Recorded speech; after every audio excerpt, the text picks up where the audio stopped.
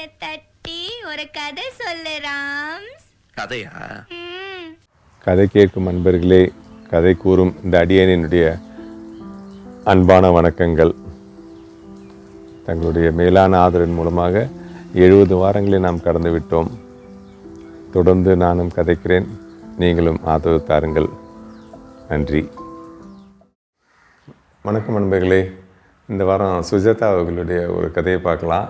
இந்த கதைக்கு ஐயா என்ன பேர் வச்சாருன்னு தெரில. ஆனால் நான் வழக்கம் போல் நம்ம ஒரு பேர் கொஞ்சம் கதையில் முன்னாடி பின்னாடிலாம் மசாலாக்கெல்லாம் சேர்த்துடலாம். கண்ணம்மாவின் சம்பளம் அப்படி இந்த கதைக்கு பேர் வச்சிடலாம். கண்ணம்மா எங்கள் வீட்டில் வேலையாள் அப்படின்னு சொல்கிறத விட எங்கள் அம்மாவுடைய கையாள் அப்படின்னு சொல்லலாம். ஏன்னா காலையில் 6 மணிக்கெலாம் வந்துடுவாங்க. வரும்போதே நல்லா குளித்து மஞ்சள்லாம் பூசின்னு அந்த சமயத்தில் என்ன பூ கிடைக்குதோ அது மல்லி, முல்லை, சாமந்தி அதெல்லாம் வச்சுட்டு இருப்பாங்க. அப்படி நம்மளை தாண்டி போகும்போதே கமகமான வாசனையும் அந்த மஞ்சள் பூசின வாசனையும் அப்படியே ஆளை தூக்கும். கண்ணம்மாவுடைய கணவன் பழனி மேஸ்திரியாக இருந்தான். கண்ணம்மாவுக்கு குழந்தைங்க கிடையாது. ஸோ காலையில் 6 மணிக்கு வந்துட்டா அம்மா கூட சமையலுக்கு ஒத்தாசை செய்கிறது, அப்புறம் பாத்திரங்க விழ கழுவி முடிச்சிடுறது, அப்புறம் துணியெல்லாம் வந்ததுன்னா ஒவ்வொன்றா அது துவைக்க போகிறது. இப்படியே வேலை செஞ்சுனே இருக்கும். 9 மணிக்கு நானும் அப்பாவும் கிளம்பிடுவோம். நான் டவுனில் காலேஜில் பியூசி படிச்சிருந்தேன். அப்பா அங்கே ஒரு பெரிய கம்பெனியில் வேலை செஞ்சார். காலையில் 2 பேரும் 9 மணிக்கு கிளம்பிடுவோம். என் தங்கச்சி வத்சலா அங்கேயே எங்கள் ஊர்லேயே ஒரு ஸ்கூலில் படிச்சிருந்தா. அவளும் கிளம்பி போயிடுவாள். எல்லா சமையலும் எல்லாம் வேலையெல்லாம் முடித்த உடனே கண்ணம்மா அம்மா கொடுக்குற டிஃபனை சாப்பிட்டுட்டு ஏதாவது நைட்டு இதெல்லாம் மீந்துச்சுன்னா எல்லாத்தையும் எடுத்துன்னு கிளம்பிடுவாள். அதுக்கு மேலே இன்னொரு வீட்டுக்கு போவாள். போயிட்டு 12 மணி வரையும் வேலை செஞ்சுட்டு வீட்டுக்கு போயிட்டான்னா திருப்பி சாயந்தரம் எங்கள் வீட்டுக்கு வந்துடுவாள். 4-4:30 மணிக்கு வந்தான்னா 6 மணி வரையும் வேலை செஞ்சுட்டு திருப்பி அந்த வீட்டில் போய் வேலை செஞ்சுட்டு வீட்டுக்கு போயிடுவாள். இப்படி 2 வீட்டில் வேலை கண்ணம்மாவுக்கு இப்படி ஓடின்னு இருக்கும். எங்கள் வீட்டில் நான், அப்பா, அம்மா, தங்கச்சி, அப்புறம் பாட்டி. பாட்டி எங்கள் அம்மாவுடைய அம்மா. எல்லாருமேலேயும் அவங்களுக்கு ரொம்ப பிரியம். நானா ஒரு கொல்ல பிரியம் அவங்களுக்கு. எங்கள் அம்மாவுடைய அம்மா. ஆனால் எங்கள் அப்பா மேலே அவங்களுக்கு அவ்வளோ விருப்பம். எங்கள் அப்பா மகனே தான் கூப்பிடுவாங்க. எங்கள் அப்பாவும் அவர் அம்மா தான் கூப்பிடுவார். இப்படியா இருந்துச்சு. நான் காலையில் கிளம்பும்போது பாட்டி என் கூடவே இருப்பாங்க. எல்லாத்தையும் எடுத்து வைக்கிறது, எனக்கு சாப்பாடு பேக்கெலாம் எடுத்துக்கிறது, எல்லாத்தையும் கூட பார்த்துக்குவாங்க. அன்றைக்கி ஒரு மாதம் 2ஆம் தேதி. ஏன் அந்த 2ஆம் தேதி எனக்கு அவ்வளோ ஞாபகம் இருக்குன்னா, அன்றைக்கி தான் அந்த சம்பவம் நடந்துச்சு. காலையில் கிளம்பினிருந்தேன். அன்றைக்கி ஒரு முக்கியமான ஒரு வகுப்பு தேர்வு. நைட்டெல்லாம் படிச்சுட்டு காலையிலையும் உட்காந்து படிச்சுட்டு அந்த டேபிள் மேலேயே அந்த புக்கு வச்சுட்டு இருக்கேன். கிளம்பும்போது பாட்டி கேட்டாங்க, ரங்கா அந்த புக்கு உனக்கு வேணுமாடா அப்படின்னாங்க. ஐயோ பாட்டி, அதான் பாட்டி இன்றைக்கி எங்களுக்கு தேர்வு, கொடுங்கன்னு வாங்கி பேக்கில் வச்சு அப்பா நானும் கிளம்பிட்டோம். கல்லூரிக்கு போனேன். போயிட்டு எனக்கு எல்லாம் தேர்வெல்லாம் எழுதி முடிச்சுட்டு வெளியே வரும்போது பியூன் வந்தான். பியூசி பசங்களுக்கெல்லாம் மத்தியானத்துக்கு மேலே லீவ் அப்படின்னா. அவ்வளோதான், எதிர்பாராமல் ஒரு 1/2 நாள் லீவ் விட்டானா எவ்வளோ மகிழ்ச்சியாக இருக்கும். அதை அனுபவிச்சவங்களுக்கு தெரியும். எல்லோரும் சாப்பாடு எடுத்ததுனால உட்காந்து நாங்கள் 5 பேர் ஒன்றா இருப்போம். சாப்பிட்டு முடிச்சுட்டு அன்றைக்கி என்ன எழுதின தேர்வு கொஞ்சம் அப்படியே பார்க்கலான்ட்டு புக்கை பிரித்தோன்னே பார்த்தா அதில் ஒரு 100 ரூபா நோட்டு இருந்துச்சு. அதை டக்குன்னு என் ஃப்ரெண்டு சுரேஷ் பார்த்துட்டான். டேய் என்னடா புக்கில் 100 ரூபா வச்சுன அளவுக்கு நீ பெரிய ஆளாடா அப்படின்னா. எனக்கு ஒன்றும் புரியல, யார் வச்சுருப்பாங்க? பாட்டி அடிக்கடி எதாவது எனக்கு காசு கொடுப்பாங்க செலவுக்கு. அப்படி எனக்கு ஒரு அதிர்ச்சி கொடுக்கறதுக்காக சர்ப்ரைஸாக ஒரு 100 ரூபா வச்சுட்டாங்களான்னு யோசித்தேன். அதை எடுத்து பாக்கெட்டில் வச்சுக்கினேன். உடனே பசங்கள்லாம், டேய் மதியம் லீவு இல்லை, எதிரில் அப்சரா தியேட்டரில் சிவந்தமன் படம் போட்டிருக்கடா, வாடா போய் பார்க்கலாம் அப்படின்னா. நாங்கள் வழக்கமாக போனோன்னா முன்வரிசையில் தான் போவோம். 75 பைசா டிக்கெட்டு. சரி, கையில் தான் 100 ரூபா இருக்குது. அது என்ன காசுன்னு எனக்கு தெரியல. சரி வீட்டுக்கு போய் சமாளிச்சிக்கலாம். அப்படியே நெருக்கடி இருந்தாலும் பாட்டிக்கிட்ட கேட்டு வாங்கி கொடுத்துடலாம். ஏன்னா பாட்டி தாத்தா இராணுவ சேவையில் இருந்தவர், அவரோட பென்ஷன் வரும். ஸோ பாட்டி கையில் எப்போவுமே காசு இருக்கும். பாட்டிக்கிட்ட வாங்கி கொடுத்துடலாம் அப்படின்ற எண்ணத்தில் என்ன போனோம். எல்லாம் ஃபஸ்ட் கிளாஸ் 6 ரூபா டிக்கெட். உட்காந்து எல்லாம் 5 பேரும் பார்த்துட்டு வெளியே வந்தோம். வெளியே ஆரி பவனில் போயிட்டு மசால் தோசை, காஃபியெல்லாம் குடிச்சிட்டு எல்லாம் செலவாயிடுச்சு. ஏற்கனவே ஒரு 10 ரூபா கிட்ட சில்லற தான் இருந்துச்சு. எல்லாம் பஸ்ஸில் ஏறி கிளம்பிட்டோம். நேராக நான் வீட்டுக்கு வரேன். வந்தால் வாசல்லையே பாட்டி உக்காண்ட்ருக்காங்க. கண்ணம்மாவும் தரையில் உக்காண்ட்ருக்கா.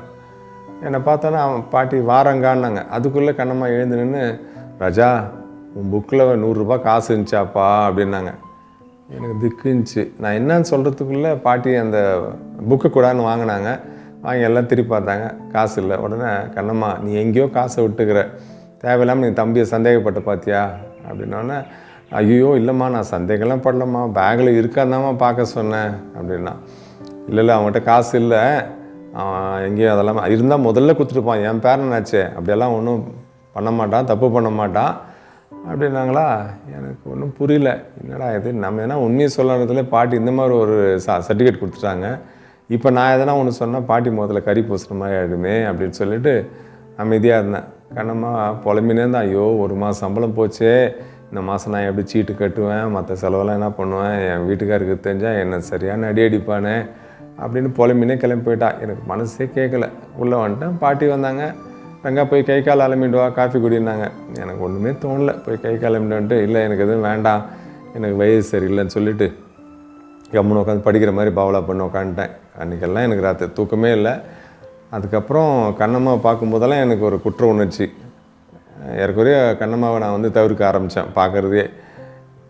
கண்ணம்மாவுக்கு அதெல்லாம் ஒன்றும் இல்லை, அவள் பாட்டுக்கு வழக்கம் போல் வந்தால் போனால் போயினே இருந்துச்சு. நானும் பியூசி படித்து முடித்தேன். அப்புறம் பட்டணத்தில் போயிட்டு இன்ஜினியரிங் சேர்ந்தேன். அங்கேயே படித்து முடித்தேன். அங்கேயே ஒரு கம்பெனியில் வேலை கிடச்சிச்சு. இப்படியே நாட்களும் வருடங்களும் ஓடி போயிடுச்சு. ஒரு நாள் ஆஃபீஸில் வேலையாக இருக்கும்போது திடீர்னு எங்கள் சீஃப் இன்ஜினியர் கூப்பிட்டார். ரங்கராஜன் உங்களுக்கு ஒரு ஃபோன் ட்ரங்க் கால் ஊர்லேருந்து வந்திருக்குனாரு. எனக்கு அப்படியே ஐயோ ட்ரங்க் காலா, என்ன பிரச்சனைன்னு ஓடி போய் எடுத்தேன். அப்பா தான் பேசினார். ரங்கா பாட்டி கொஞ்சம் உடம்பு சரியில்லை, கொஞ்சம் கஷ்டமாக இருக்காங்க, உன்னை பார்க்கணும் போல் இருக்குதுன்னு சொல்கிறாங்க, எப்போ லீவ் கிடைக்குதோ உடனே கிளம்பி வா அப்படின்னாங்க. எப்போ லீவா, பாட்டியோட எனக்கு என்ன முக்கியம் இருக்குதுன்ட்டு உடனே சீஃப் இன்ஜினியர் கேட்டேன். சார் இந்த மாதிரி பாட்டிக்கு ரொம்ப உடம்பு சரியில்லையா சார், என்னை பார்க்கணுன்றாங்க, நான் போயிட்டு ஒரு 2 நாளில் வந்துடுறேன், எனக்கு லீவ் கொடுங்க சார். அவர் சரி அப்படின்ட்டார். அப்போ கிளம்புனேன். பஸ்ஸை பிடிச்சின்னு வீட்டுக்கு வந்து சேர்ந்தேன். பாட்டி கட்டில் படுத்துருந்தாங்க. அந்த மாதிரி நான் பாட்டியை பார்த்ததே இல்லை. அவங்க படுத்து அப்படியே கண்ணு முன்னு படுத்துருந்தாங்க. நான் போய் பக்கத்தில் உட்காந்து பாட்டின்னு கை பிடிச்சேன். பார்த்த உடனே பாட்டி, ரங்கா வந்துட்டியாடா கண்ணா, உன்னை பார்க்காம நான் கண்ணை மூடிடணும்னு நினச்சேனே அப்படின்னாங்க. ஐயோ பாட்டி அப்படிலாம் பேசாதீங்க, நீங்கள் நல்லா 100 வயசும் தாண்டி இருப்பீங்க அப்படின்னு சொல்லிவிட்டு பாட்டிகிட்ட பேசியிருந்தேன். அப்புறம் கை காலெல்லாம் போய் அலம்பிட்டு வந்துட்டு அம்மா காஃபி கொடுத்தாங்க, குடிச்சிட்டு அப்படியே பேசினிருந்தேன். பாட்டி அப்படியே கொஞ்சம் கதையெல்லாம் பேசினிருந்தா. அப்புறம் எனக்குள்ளே அந்த குற்ற உணர்ச்சி இத்தனை வருஷம் ஆகி போவே இல்லை. குருன்னு இருந்துச்சு. அப்படியே பாட்டி கையை கட்டியா 2 கையில் பிடிச்சின்னு, பாட்டி உங்ககிட்ட ஒரு விஷயம் சொல்லணும். சொல்லுறங்க என்ன விஷயம் அப்படின்னாங்க. பாட்டி அந்த கண்ணம்மா நம்ம வீட்டில் வேலை செஞ்சாலே அப்படின்னு ஆரம்பித்தேன். ஆமாம்ப்பா, அவள் பாவம் செத்துட்டா, குழந்தை குட்டியில், அதனால் அவங்க வீட்டுக்காரனும் அவங்க சொந்த ஊருக்கு போய் சேர்ந்துட்டான், பாவம்ப்பா, நல்ல பொம்பளைப்பா அப்படின்னாங்க. அப்புறம் நான் அப்படியே ஆரம்பித்து பாட்டிக்கிட்ட சொன்னேன்.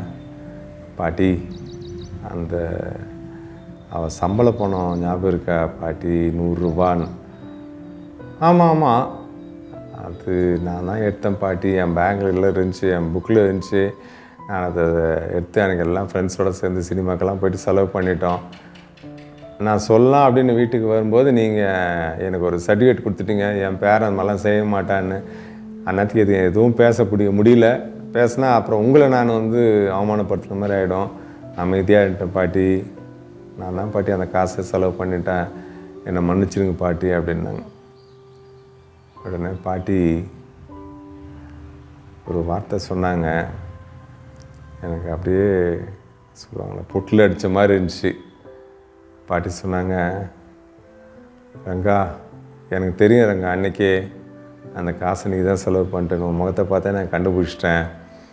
நான் அப்புறமா என் கையிலேருந்து காசை கொடுத்து நான் கண்ணம்மாவை சரி பண்ணிட்டேன். அவ்வளோதான். எனக்கு என்ன சொல்லுன்னு தெரியல. பாட்டி தான். வணக்கம் நண்பர்களே, அடுத்த கதையில் சந்திப்போம்.